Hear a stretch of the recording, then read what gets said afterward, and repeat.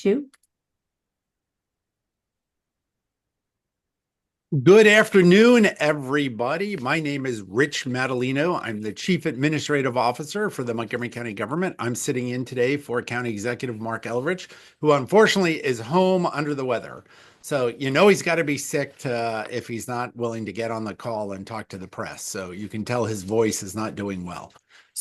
And Dr. Bridgers, Dr. Ashford said, no, no, no, no, no, that you can't do it. And we gotta listen to our public health experts when it comes to staying healthy. If that's something that we've learned through the last several years of human experience and of course the Elrich administration. So thank you so much again for joining us. We're going to be going over a variety of topics, but first we're going to start with a little bit of local news about flood response and safety. We currently have, as people know, we have many assets to deal with flooding and to deal with water rescues because of our responsibility to patrol the Potomac River that runs along the county. We have deployed at the request of our colleagues at the state level. We have deployed 6 fire and rescue personnel, as well as 2 of our swift water rescue boats to Allegheny County to help with the flooding that is occurring within Maryland. We've already been, and you can see through the photos, we've been on the ground helping people, our fellow Marylanders who are dealing with this unusual flooding. We have also had some local minor flooding reported in the county as we continue to see this atmospheric river hit the mid-Atlantic with several inches of needed rainfall, but still an amount that the ground is unable to handle. So it is always important to note when there is the risk of flood that you want to turn around and don't drown. Do not drive into a flooded road. Believe it or not, it takes just a foot of water. When you think about that up against the car, a foot of water to actually sweep away a car. So if you are at all concerned, if you have a doubt, don't drive into that water. We've already seen 5 inches or more in some areas of Maryland. That's going to lead to, I'm sure, flood waters that are going to come down the Potomac River over the next few days, which is going to change conditions on the Potomac. So please stay up to date about road conditions, weather conditions, flooding, your safety on the river, especially, in a few days when you might say, hey, let's go for a walk along the river. It's a beautiful weekend. The river is going to be dealing with all that excess rain that flowed to our south and to our west that's going to funnel through the Potomac right there. So please be smart and follow along with Alert Montgomery for real-time safety updates. You can get that sent to your phone. So please be careful when it comes to flooding. And thank you to our personnel who are deployed in Western Maryland, helping our neighbors deal with the current weather conditions. And so I also now want to talk a little bit about the FY26 operating budget update. The county executive proposed a budget on March 14th. The council has been working through it and has done substantial work. We're pleased to see that they have embraced just about every dollar of spending that the county executive has proposed, whether it's for all of our services through the Montgomery County government, through the many needed additions to the Montgomery County Public Schools or the other agencies that make up the Montgomery County Public Services. So thank you to the County Council for their hard work and the continued work they have to do over the next few days. There's lots of voting to occur, but tomorrow is the big day. The county executive was very pleased to see that the council came together to approve his approach to the school system, which was to fully fund the school system's request. So out of a $3.58 billion record request to fund our public schools for the next year. The council has embraced all but 8 million of that. So it will provide a record increase to the school system, 200 and $60 million, $268 million in county tax dollars over the last year's budget. And when added with tens of millions of state funds, more than $300 million of additional authority for our incredible county public schools. These funds will support appropriate salary increases. They'll support more special ed teachers, more para educators, more security staff. They will address the needs that the superintendent outlined in his proposal and the school board recommended in their request to the executive and the council. So we are very thankful that the council has been willing to go along with the superintendent, the executive, the Board of Education, and find a way to fund almost every dollar of their requested increases. So I know the county executive is concerned that he did put forward a very modest revenue increase, a 0.1% increase in the income tax in order to fund our public schools and all of our services. The council found a way to move forward without it, using an approach that he championed, in fact, last year, to divert some of our long-term investments in retiree healthcare into current year retiree healthcare costs. He's long supported a rational approach to our support for our healthcare liability, but he was disappointed to see that they decided to use these one-time funds in order to provide more or less an ongoing increase to the Montgomery County Public Schools. So we will start next year with a question mark with some of that funding.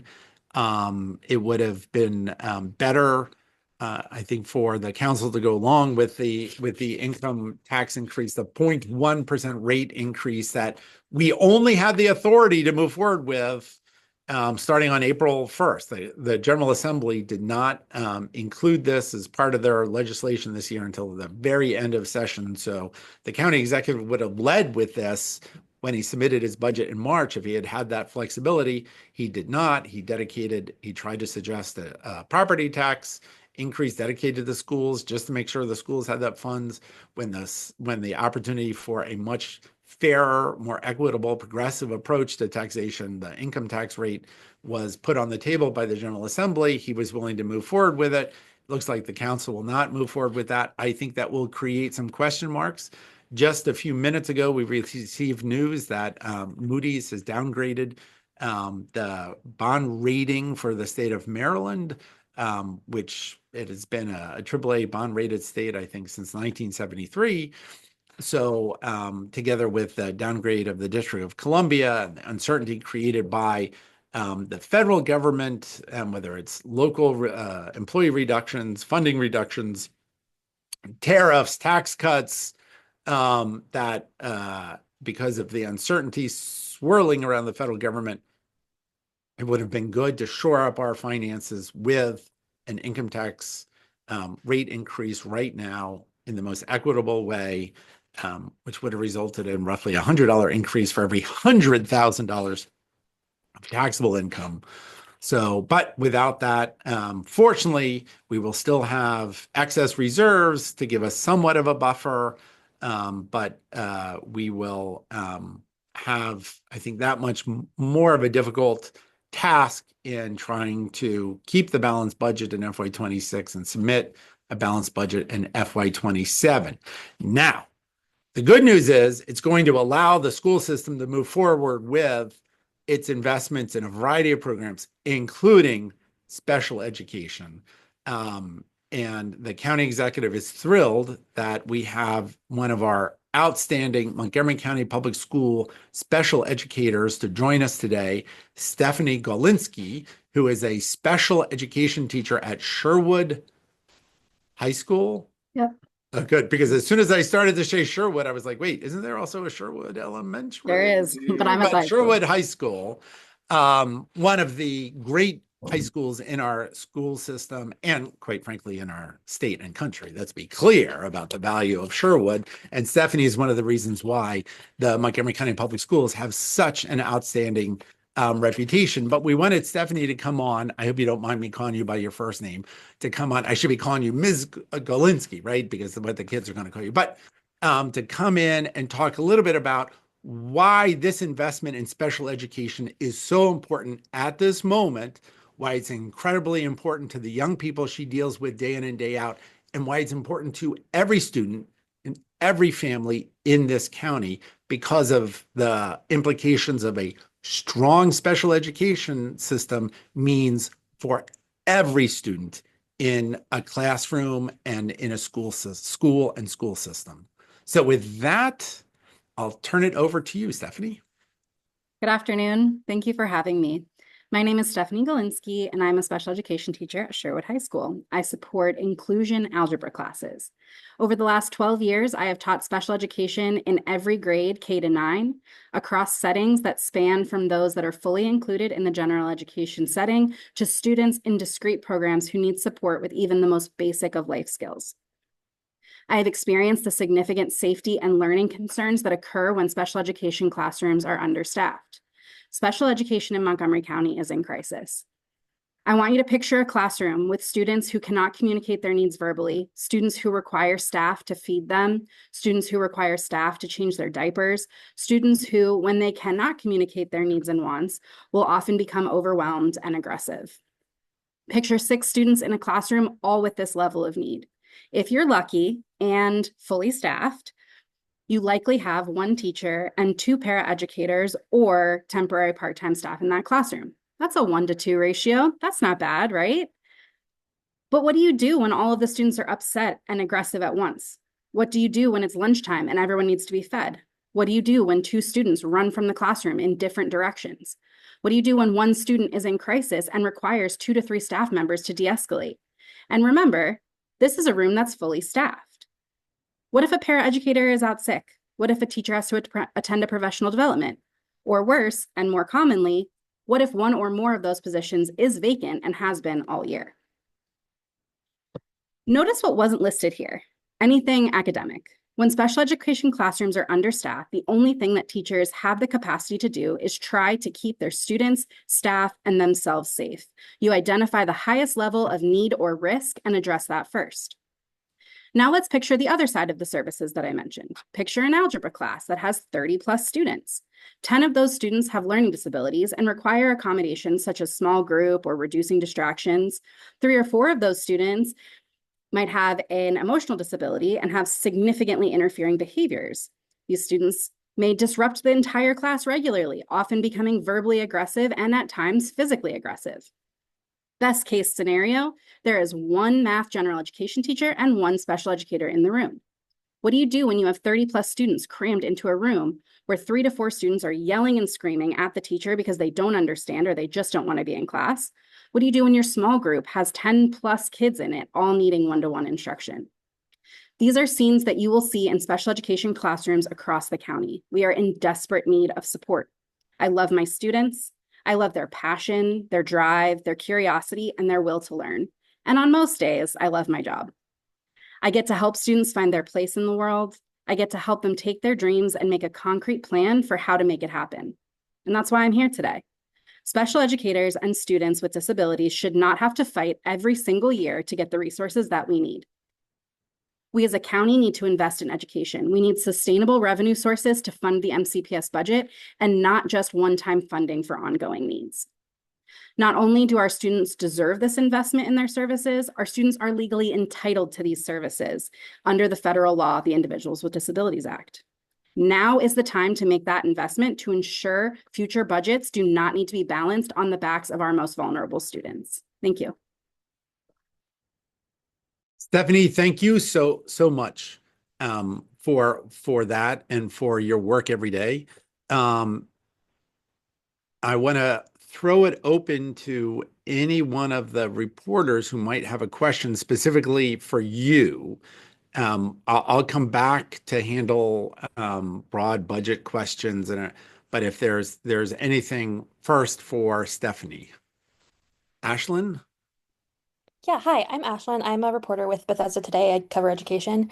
Um, One of the things you talked about was having vacant positions. Not all of the positions in the budget are new, but are you concerned that MCPS might not be able to fill the positions that they are adding? So this is a question that we've been asked quite a bit throughout this budget process. And one of the things that we need to keep in mind is that part of the reason we have so many vacancies is because the working conditions are so rough, right? And so all of these extra positions will make the classrooms safer and more tenable, which will mean we'll be able to retain and recruit more people. So I am not concerned about filling the positions because I think that it will dramatically improve the working environment. Thank you. And the superintendent has said in a variety of places and talking about the budget, he's quite confident that we'll be able to fill those positions. And I know in some cases, some of the para educator positions, there are people already on staff who will have the opportunity to go from part-time to full-time It's also positions. folks who have the temporary part-time designation. And so currently those folks are not getting benefits. And so a huge part of this budget is converting those positions into paraeducator positions where they would have benefits and slightly better pay, all of which are things that will attract and retain people.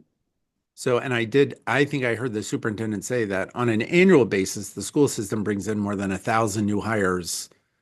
Um, so actually having a lot of positions to fill is something the school system is quite familiar with and capable of doing.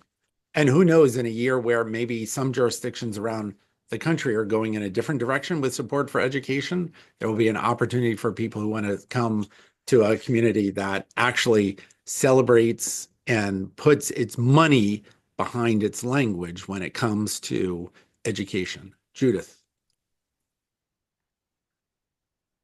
Hi, Stephanie. I'm Judy Hrues with the Greater Olney newspaper.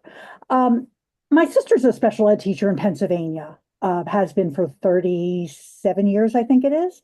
And she says that part of the challenge is in getting special ed teachers, even if they have the funding, is the paperwork that's required of special education teachers. Does does Maryland have the same challenges? Does the federal government play a role in that? And do you see that challenge? So the paperwork is always really challenging in special ed. For every student, there's an individualized education plan that is at a minimum like 35 pages long, and then they can be as large as like 100 pages long. So that's always a challenge in special ed. However, if we had the funding and the staffing that we need, then teachers could actually use their planning times to do those things. Currently, because of all of the vacancies and shortages, teachers often have to follow their students to lunch or to their elective classes or things that are happening during their planning time because there just aren't enough humans to keep them safe. And so if teachers were able to have their planning time to do the paperwork, that would definitely lessen the burden. Special ed paperwork is always going to be there. And of course, there's always changes that will need to be made to the special ed paperwork. But I firmly believe that if we have the people and we have the positions and we have people in those positions, that then teachers can utilize their planning time to do this paperwork. Gotcha. Thank you. And Judy, I know that Stephanie's appearance is going to be the banner headline in Olney News You because know it. Sherwood being an I important know. community asset to all of Olney. When you said Sherwood, I was like, hip, hip, hooray. Yes. Thank you. Thank you for giving me my lead. Excellent. I'm happy trying to make Sherwood proud. Sherwood leading the nation. That's going to be the headline. Okay. Kate Ryan from WTOP.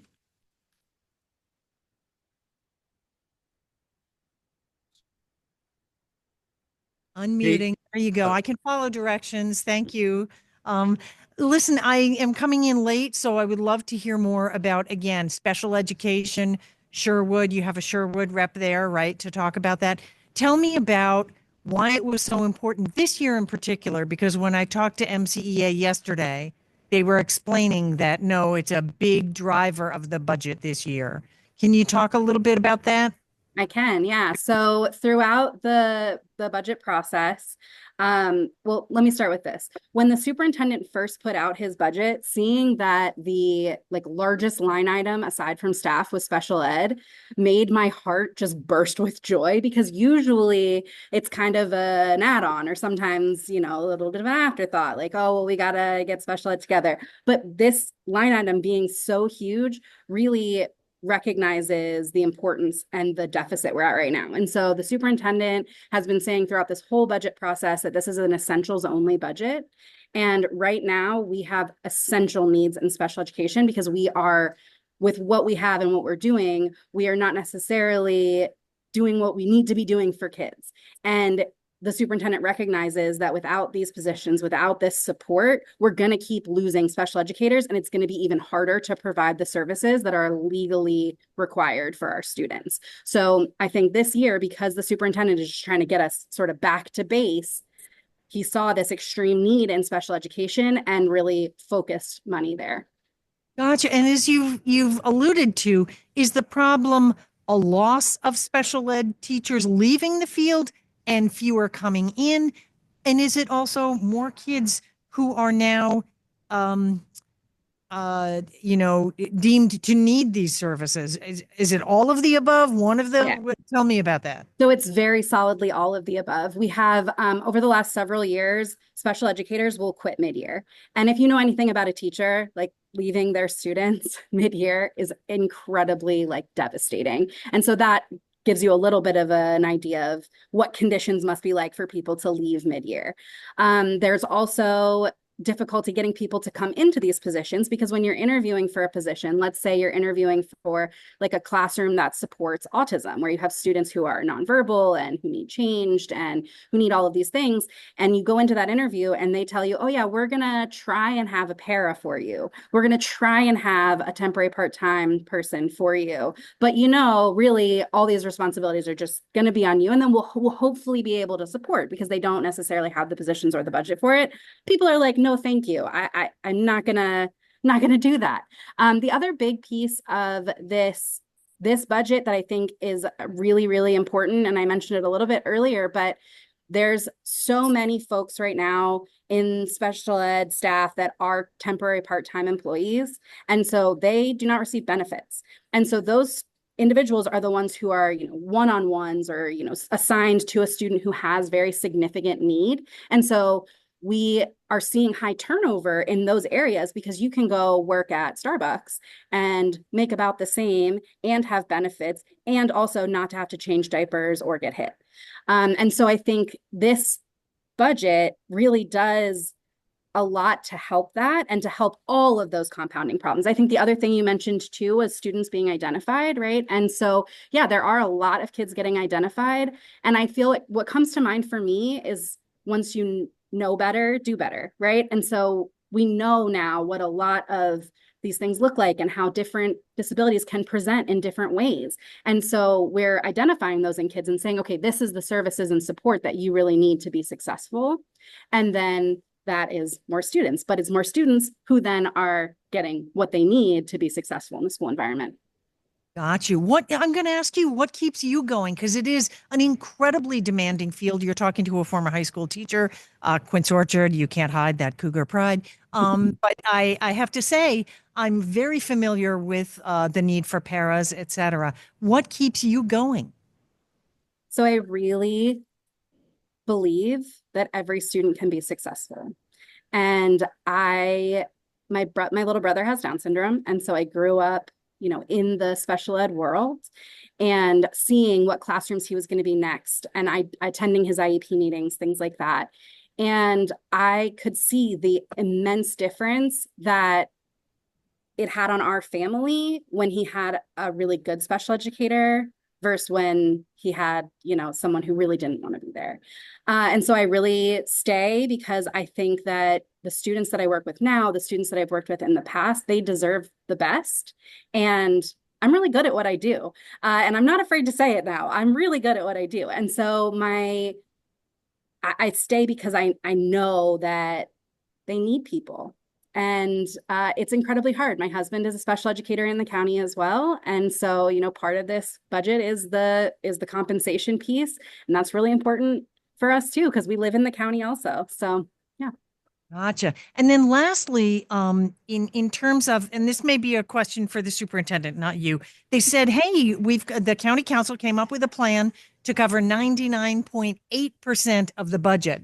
And someone asked me this morning, what's the 0.2% that may not be covered? Do we know yet? So I don't think there's official anything yet, because I think all of this just happened yesterday. Gotcha. And Stephanie, can you pronounce your last name for me so I say it right on the radio? Sure, it's Galinsky.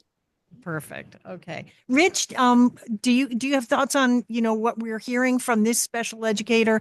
And Stephanie, again, is this different from years past? Are you detecting a real difference in the way special ed is being regarded?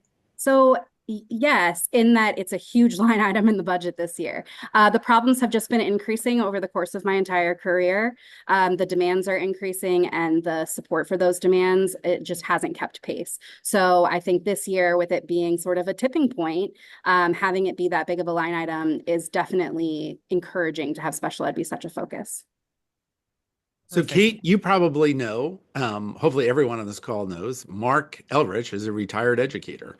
Marc cares deeply about our school system, the children of our school system, the families of our school system. He recognizes the impact that our school system has on our community, our community's economy. So when the superintendent came in and said, look, I'm new here, and let me tell you, we've got a problem when it comes to staffing in special education, and that is impacting the performance of every student. You've got a risk that if you don't do this, these families are going to organize and sue the county. And if you don't get in and actually do it voluntarily, you are potentially going to face the worst case scenario, and that's a lawsuit and a court decision saying you violated the law, you better do this. So we need to step up and do this. We need to do it because it's the morally right thing to do. It's right for these students. It's right for every student in our school system. And it is legally required. And we have for too long suggested, told, promised families and their children that we were going to provide these services, and we haven't done it in a way that is actually delivering the results that those children need and that every child needs to succeed in the school system. And that's why he was willing to put a lot at risk this year. He went out and said, I'm going to identify the funds. I'm going to identify the funding sources. I'm going to put my name on a tax increase proposal in order to do it because it's the right thing to do, because there is no greater ally of the children and families of our county than Marc Elrich.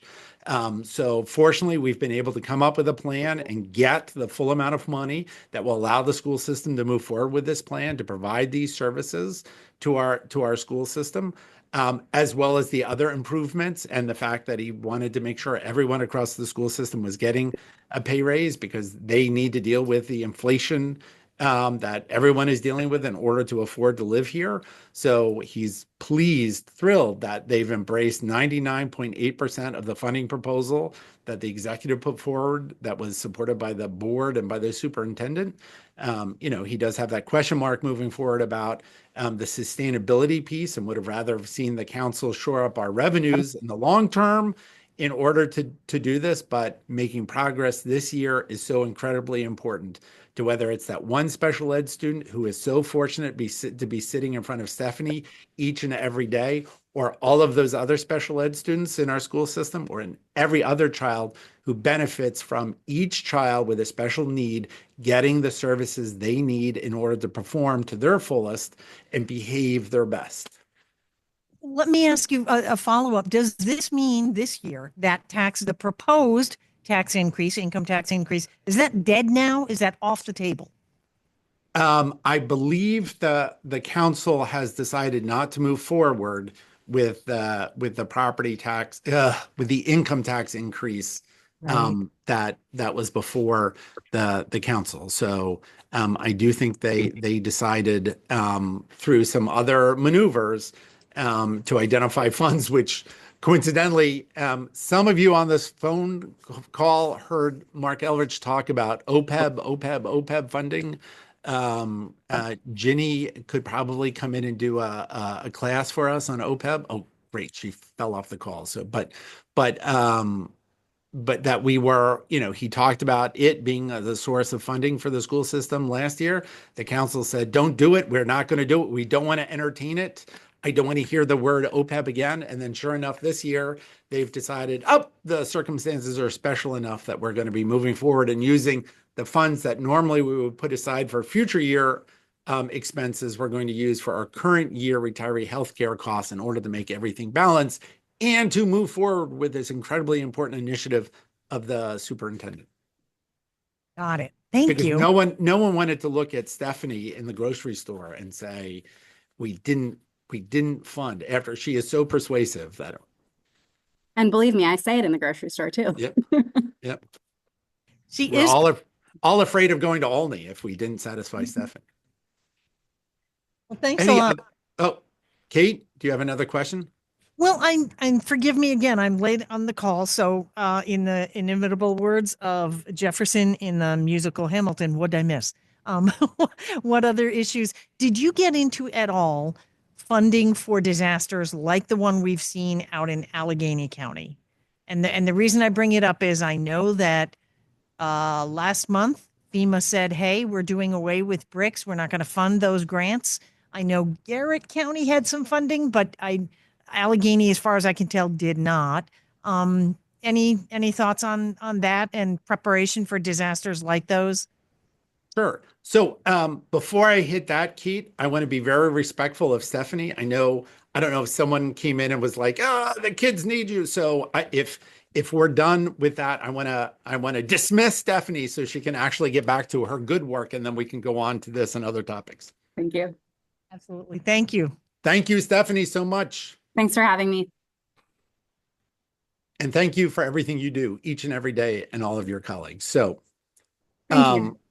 So Kate, when it comes to disaster funding, yes, we are very concerned about the funding and the loss of FEMA funds. Everyone in this country should be scared, concerned about what the Trump administration is doing to FEMA, because they are really saying to states and local governments, hey, this is going to be on you. And unless it is a mega disaster, unless it is a hurricane that is going to do multi-state damage, it's really up to you to fund your preparedness, your response, and your recovery.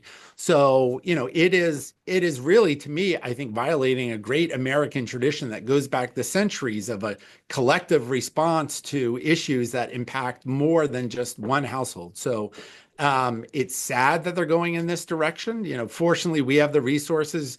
Early in the call, and we posted a picture. We've got 6 of our fire and rescue staff, 2 of our swiftwater boat teams out in Allegheny County right now, helping with response, because obviously the floodwaters hitting the mountain regions, we all know what that does, is creating more issues for the people of Allegheny County, and we're fortunate to be able to help out and respond and offer that response to our friends and neighbors in Maryland. But that is going to be the future of communities having to go alone. And, I have a chance to work with my colleagues in COG about this, and we're very concerned about the response to emergencies, whether it's responding to a weather emergency, whether it's responding to an incident like the plane crash that occurred at National Airport, that we've got to be able to have the resources to be able to do that. And without that backstop of the federal government to bring people together, to push and support the investment in training and in materials, we'll be going it alone. And maybe, Montgomery County will always have the commitment and the resources to have swiftwater rescue because of our responsibilities on the river and how important recreation is along the Potomac River, that we'll put in those investments, but if other communities don't, are we going to be perpetually helping others out? Are other communities just going to have to be forced to deal with a lack of response and individual risk that no one can really prepare for? So, you can have you and I might have fire extinguishers and escape ladders in our house because we're prepared for that sort of incident, but no one is going to have the ability to prepare for a flood on their own. So it's very troubling to see these changes and to try to understand why they're doing this. Got it. Thank you very much. Thank you. So if I can move on to a few other small topics, the county executive was pleased yesterday to be in Annapolis for a bill signing where Governor Moore signed into law two bills that came about as a result of the tragic accident that cost Montgomery County Police Sergeant Pat Kep his two legs. You can see Pat standing in the middle of this photo. Pat is, as hopefully everyone knows by now, or the people on this call, he's been a remarkable person, persevering and overcoming these injuries and getting back on two prosthetic legs and returning to service to the people of Montgomery County and the police department. But the General Assembly, led by Delegate Greg Wims, who's in the picture, Senator Nancy King, they were able to pass two bills that seek to make sure that the drivers, like the person who hit Pat, are never allowed on the road again, that they face the consequences. And ideally, they face consequences of their actions for the types of things that this person was doing before the accident that cost Sergeant Kep his two legs. So if there had been those enhanced penalties, maybe the intervention could have worked to keep him off the street so that accident would never have occurred, because we do not want any of our brave law enforcement, or in fact, any other person, because it could have just as easily have been a bystander who was critically injured that night because of the radical and unsafe driving, that irresponsible driving that this motorist was doing. So again, the county executive is very appreciative to all of the General Assembly for passing this legislation, and again, for Pat's continued work on our with our police department, especially because this is National Police Week. This is the week we commemorate all of our fallen heroes in law enforcement. The county executive, myself, Dr. Stoddard, the entire leadership of the police department, many of the council members, all participated in a variety of events for the county last week out at the public safety headquarters. Beautiful memorial. I don't know if people realize this. The county has a lovely public safety memorial right on the lake that's in front of the public safety headquarters, which of course for many years was the headquarters of the National Geographic Society. So it's a beautiful piece of property. We've created a wonderful memorial with all of the names of our fallen heroes from across our public safety, whether it's the fire department, police department, the park police, our municipal police departments, the sheriff's department, corrections, all of our public safety partners. So it was a lovely event, and we're happy each and every year to bring together the families, descendants of all of the officers who have given their all in their lives for the people of Montgomery County over the last 100 years of the Montgomery County Police Department. So pleased to report that we have been part of a settlement with Monsanto, the international chemical company. We've received an additional $968,000 from the PCB contamination settlement, which has brought our total to $5.2 million. The funds are unrestricted and will be allocated based upon community needs. The monies come from a national class action lawsuit that we were a part of. Many local governments were a part of. Again, we try to have a very proactive legal approach in going after people who have created harm within the community, whether it's on opioids, vaping, social media. We are a part of these nationwide efforts over and over. I want to thank the the leadership of the county attorney, whether it's our current county attorney, John Markoffs, our former Lake County attorney, Mark Hansen, the generations of attorneys who have been part of this effort, because we really do try to be a national leader in getting at least and holding companies responsible for the damages and the costs that they cause to our community. And so we're pleased to report that additional money coming in. It's fearful, it's frightening moving forward with all of the reductions that are happening to public health, the research for science research at the federal level. We hate to see these situations where these sorts of chemicals that might have been created for the best of intentions wind up being unleashed and causing problems in the future in our community. So it's why we would say to everyone who's concerned about public health, community safety, that some of these draconian actions that are happening at the federal level by the Trump administration are really risky. And whether we talk about disaster relief or some of these funds, the impact on our communities will be disastrous if Congress lets these things occur. Now, moving on to another topic, on Friday, we will be having a remembrance ceremony outside of the county council where we are installing a new memorial to the lynchings and the victims of lynching that occurred in our own county. And in fact, it's hard to believe with the reputation that Montgomery County has today that Montgomery County and Rockville in particular, and the courthouse was the scene of two lynchings of Sidney Randolph and John Diggs Dorsey, who are the victims of racial terror right here in Montgomery County. So we will be having at 10 a.m. on Friday, and you can see the facility, the new installation. We will be having a remembrance ceremony for Mr. Randolph and Mr. Diggs Dorsey. We will also have a special guest attending, Dr. Bobby Legg, who is actually a descendant of one of the perpetrators of the lynching. So a way that this community is coming together where it's the descendants of the victims or the perpetrators of this racial terror coming together and standing up and remembering what existed in our county in the past and what we've done in order to fight that moving forward.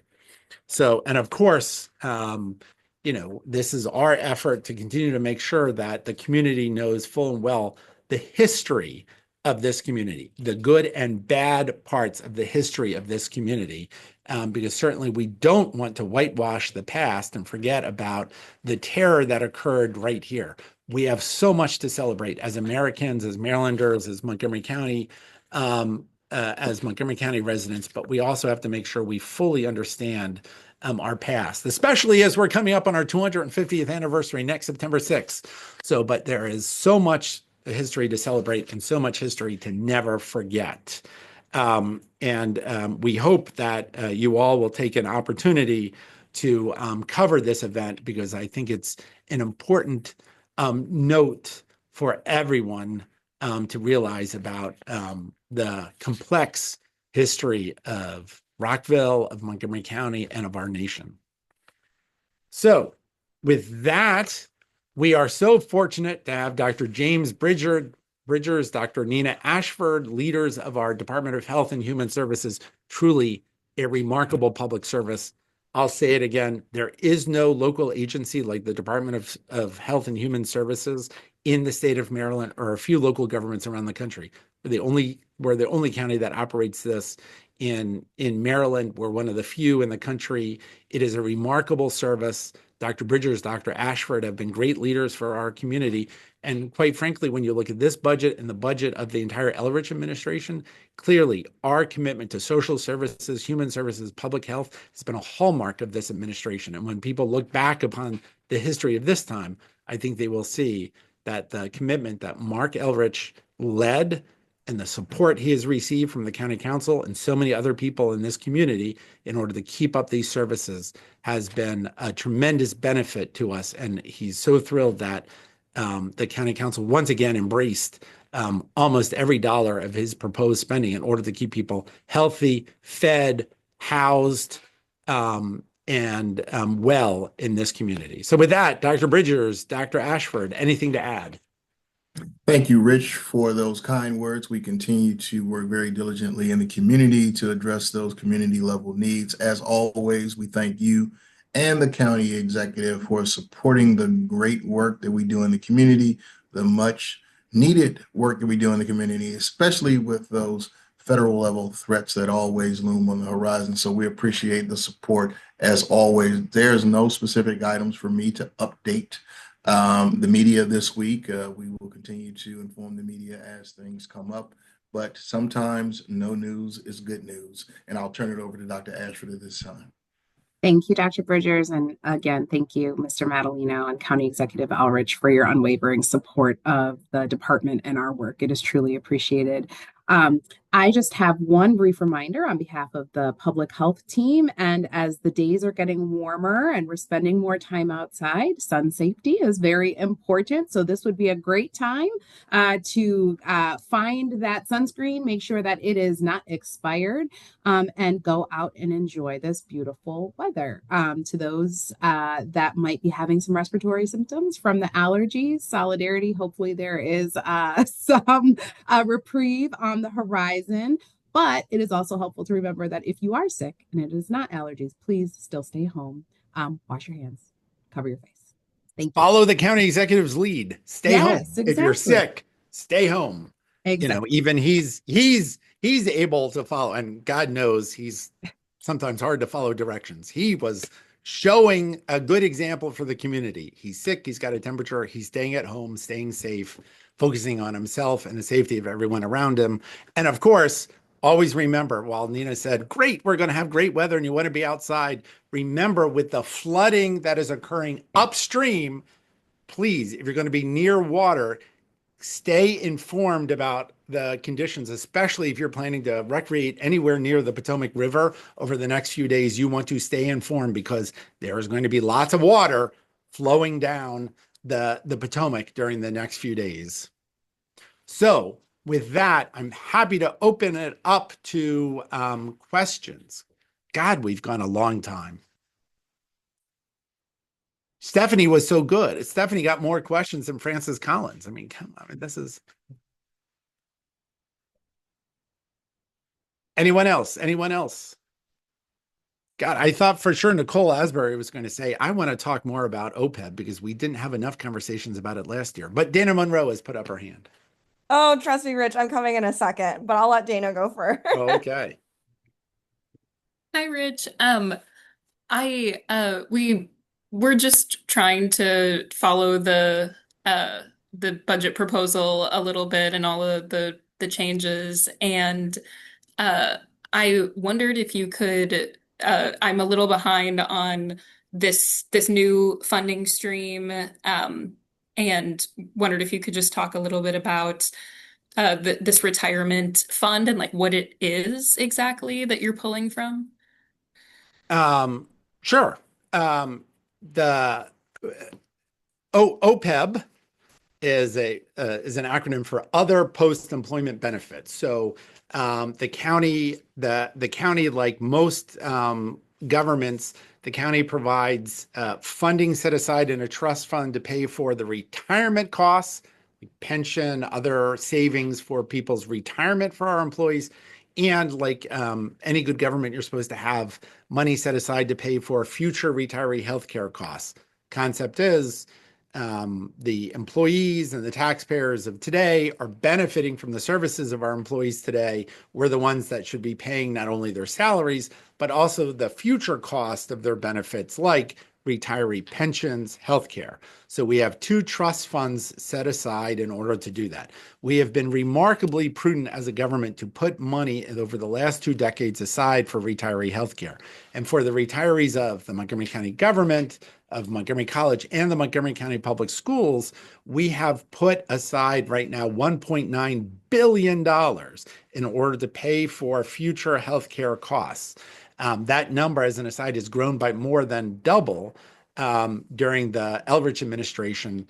And when Mark came into office, there was $936 million in our combined trust fund for healthcare costs.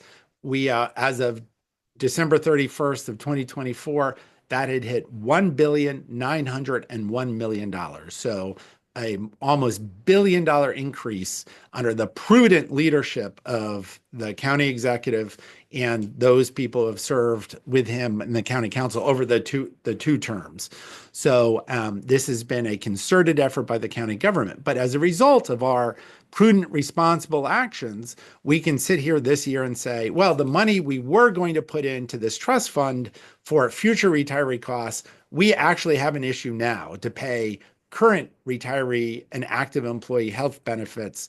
It would be better off to use that money for the costs we are experiencing today than to put it into the trust fund in the future, recognizing the $1.9 billion we already have set aside. So the council has listened to the executives call over these many years to be rational about the approach of spending on OPEB, and has decided to use the funds that otherwise would have been put into the savings account for future costs. We're going to use them for our current costs. That roughly equals $25 million for both FY25 and FY26. So creating $50 million worth of money that can be put towards healthcare costs for the school system, relieving them of that, allowing them to shift money that otherwise would have gone to those costs to the rest of the budget, which is how we're able to get to the point where there's going to be a $260 million increase in the school system budget. Thank you. And is the property tax changed a little from the original proposal, but it's still there as well? Is that right? Can you? There was I want to make sure I get that right. Wasn't there Elrich suggested raising the property tax rate a little bit? So when the county executive submitted his budget, in order to meet the goal, and the largest increase in county history for the school system, the request from the superintendent and the school board, that the only way we were able to do that, the county executive proposed at that point on March 14th, a 3.5 cent increase in the property tax that's dedicated to the public schools. A few weeks later, the General Assembly decided to provide county governments in Maryland the ability to raise their maximum, to have a higher maximum level of the income tax. Under current state law, every county is capped at a 3.2% income tax rate. Almost every county is at 3.2%. It's a bit of a last minute surprise. The General Assembly said you could go to 3.3%. So the county executive said, hey, you know what? I would much rather do the income tax. If I could have, I would have proposed the income tax and not a property tax. It is a fairer, more progressive, equitable way to move forward with taxation. So he put that on the table in order to have the resources necessary to move forward with the school system budget, recognizing the council when he suggested using OPEB funds last year, the council was like, no, we don't want to talk about it. We don't want you to talk about it anymore. Nicole is my witness to that. But as a result, he said, this is a way to make sure we have the money this year and moving forward. The council has decided to come back to using the OPEB dollars for the current year spending for FY26. I know the county executive is pleased that we're going to have the funds to meet the superintendent and school board's goals, the ones that he has supported from the very beginning. But there does leave us with a question mark about what happens in FY27. This time next year, hopefully everything will be smooth and we can move forward. But I think he would have appreciated it and felt better for the long term if the council had gone along with his suggestion with the income tax to make sure we were in the strongest possible position moving forward with our reserves and our ability to cover all of our commitments, whether it's to our school system, our social services, public safety, everything that we're trying to do in order to keep a strong, healthy, growing Montgomery County. Thank you. Thank you. Oh, Judy has her hand back up. What other wonderful things can I say about Sherwood and Olney? So should we expect people to grumble about taking the money out of those funds that will be used for future needs as Well, opposed to giving the money to, essentially special education needs right now? I mean, whenever you shift money like that, the people who might potentially get that money will say, hey, what about us? What if I'm going to be in that category very soon? I might need that money. Don't take my money. Should we well, be expecting that? I I don't think you should. I don't think they should, but because we have for the entirety of as long as we have provided healthcare benefits to our retirees over these many decades, we have always done it through the annual appropriation. So no retiree, whether it's our retiree from the county government or from the school system, should be concerned like, oh my God, I'm not going to be able to have my healthcare costs paid. That is not the case whatsoever. We will continue to make that payment.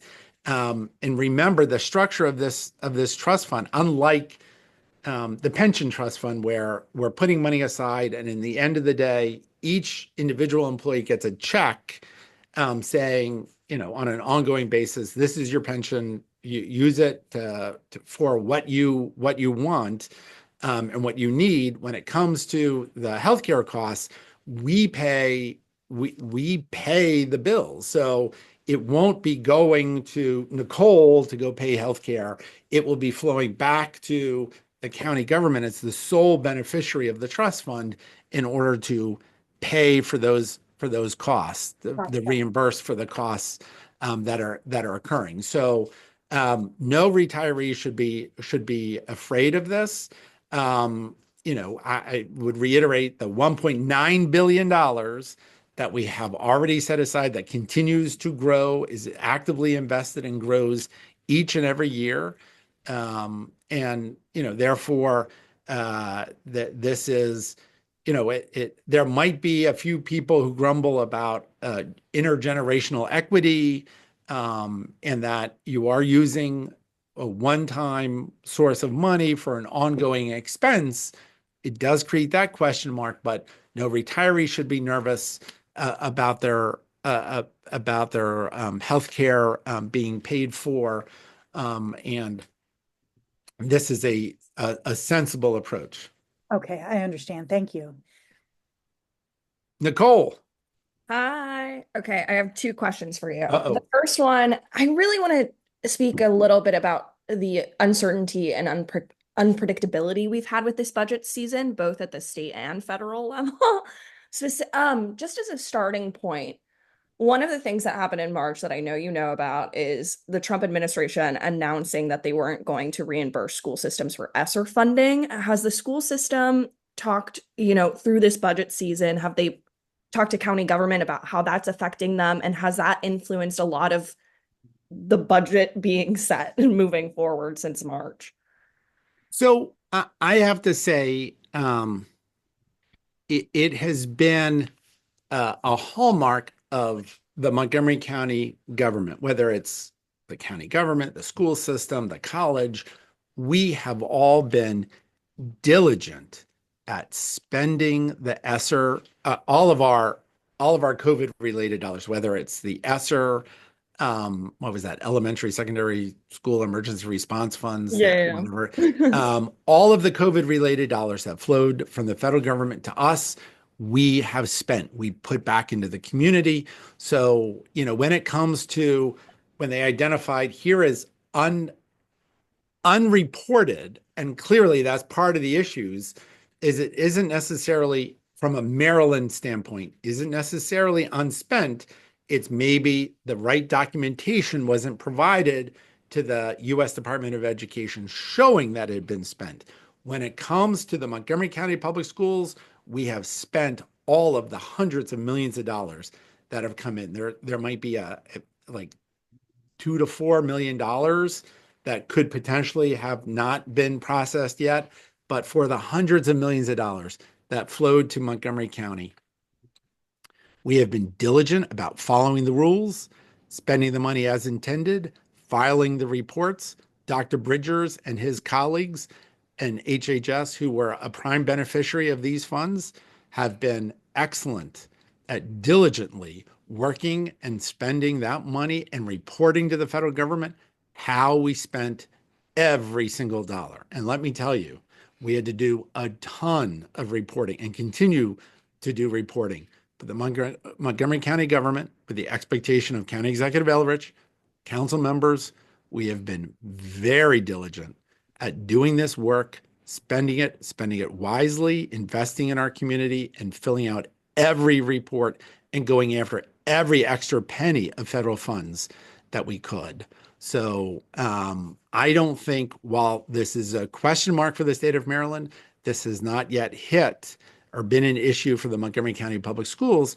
We're very hopeful that the state government isn't going to say, here are a handful of jurisdictions that maybe did not spend their money, but we're going to spread the pain out over everybody. So we haven't heard that.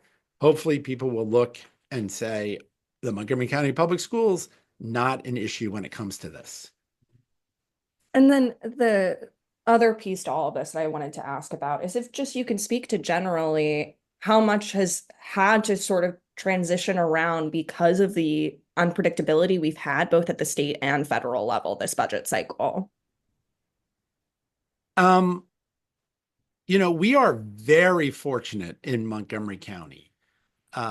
We in Maryland, the structure of county finances has us overwhelmingly dependent upon our residents. So unlike our neighbors in the District of Columbia or Northern Virginia, where they get money, I mean, the district is a single entity, so they collect all of the taxes. So they get the sales tax. They have a hugely bifurcated property tax system where they charge 85 cents on residents and up to $1.89 on valuable properties, office commercial properties in the district. So they have a huge amount of exposure to business activity and to offices, especially in that downtown core. So in Northern Virginia, they get 1.8 cents of the 6-cent Virginia sales tax. They have differential rated rates of an enormous amount in Arlington and Fairfax. They have greater exposure to the office market than we do at this point. We have the solid base of the income tax and the property tax. 80% of our property tax is residential property. Those values have continued to hold up quite well. There has been enormous growth over the last several years in values. There's no sign that that's going to change, that many of the offices, should the federal government decide to sell off office buildings, in many cases, those are office buildings that are already owned by the federal government and not taxed. So, that we don't, even if they close those buildings, that is not a property tax loss to us. Now, on the income tax, this is where, Montgomery County is fortunate to have people of every income classification, including, some of the wealthiest people on the planet live in Montgomery County. And so that diverse income tax base provides a level of stability to our revenues that many other places around the country and many local governments do not have. No local income tax in Northern Virginia. So they don't benefit from the stability that comes with the income tax. Now, all that being said, we get the income tax that from the state at 10 distributions through the year that reflect different points of the year. We don't collect the income tax. We get very little information about our taxpayers. We don't have individual information about any taxpayer in Montgomery County, income taxpayer in Montgomery County. We get it all in the aggregate. So, as of right now, all of our income tax distributions from the state have been on target or actually a little bit ahead. So there are lots of reasons, because we have lots of people in this community who are not employed by the federal government, whose income does not get impacted by the federal government, including several billionaires who obviously will not see the direct impact of federal cutbacks. Now, we trigger a global economic downturn. Who knows what happens, and hopefully that won't occur. But that same sort of instability that we have seen at the federal level and the state level has not flowed to us. And there are many reasons why it won't, including the fact that because we are traditionally a wealthy jurisdiction, many of these wealth adjusted formulas at the federal or state level don't mean there's big money coming to us. So there are other parts of the state and nation that have far more exposure to the loss of federal funds than we do. So the taxpayers, residents, business leaders of our county should feel quite comfortable about the fiscal health, the prudent financial management of the Elrich administration, the Leggett administration, the Duncan administration. I mean, this is an intergenerational effort to keep Montgomery County quite strong. We are recognized consistently for our prudent financial policies and our strong management team, whether it's the Elrich administration or prior administrations, has been a hallmark of Montgomery County. So what people are reading about nationally, what people are reading about at the state or in other local governments don't necessarily flow to us. Thanks, Rich. I appreciate it. Okay. Dana, one last question. I wanted to see if you could talk a little about the longevity of this solution, because it seems like the OPEB money and pulling it from there, if it's like a one-time thing, it's one-time money, but these special ed teachers will hopefully be there, right, years and years and need to get their salaries paid. All these people laid off from the federal government whose income tax might be different now, may still be unemployed. The state may still continue to shift. Like, how do we understand like this sort of temporary, I guess, stopgap solution to this problem that seems like it may last, years? Sure. I think it's humorous that you started the question by saying, can you speak briefly? Because God knows it's very hard for me to speak briefly. So just ask any of my relatives. Speak at length. So you could see Dr. Bridgers is slowly. So, I mean, yes, there's one of the challenges that this action does create for the future is when we start FY27, which of course is the budget the county executive has to release next March for, passage this time next year for July 1st of 2026. That first $50 million is going to have to go to the school system. So, we're starting from behind. So even if things are in a case where it's like, all right, we can't afford to do anything more, we need a same services budget. Mm-hmm. That means in order to have that same services, we're going to have to find $50 million more for the school system moving forward. So it does create that challenge, which is why the county executive, would have preferred the council use, and move forward with the income tax increase, even if it had been for January 1st, 2026, so that we had that buffer and those revenues ability set aside, ready to start from scratch to fill that hole. So that is a question mark, but year in and year out, we have been fortunate that revenues have continued to go up because of the growth agenda that this county has long had, that County Executive Elrich has continued along, that has made sure that we've been able to afford our commitment to great public services, whether it's public schools, public safety, social services, whatever it is, we are able to continue to make that investment. So that is the challenge we will all have as administrators, is trying to figure out from the start, we've got to figure out where that $50 million comes from at the very beginning, with other challenges that we might have. Thank you. Thank you. Okay. I have been given the hook and told really to stop because we can't afford the internet connection for any longer. So just kidding. Anyway, I want to thank everyone for being here. Dr. Ashford, Dr. Bridgers for their continued work, Stephanie Galinsky for her commitment to the children of our schools of Sherwood every day, to all of the special educators, teachers who make the Montgomery County Public Schools a great place. And I want to wish the Washington Capitals good luck. I can't believe they're in this situation, but hopefully they will be winning sometime soon. So, because, Dr. Bridgers enjoyed the Commanders run in the playoffs. I deserve the same thing this year, even though I did enjoy the Commanders immensely. Come on, this is the team. So with that, thank you all very much. Stay safe. Remember, turn around, don't drown. Watch for weather conditions.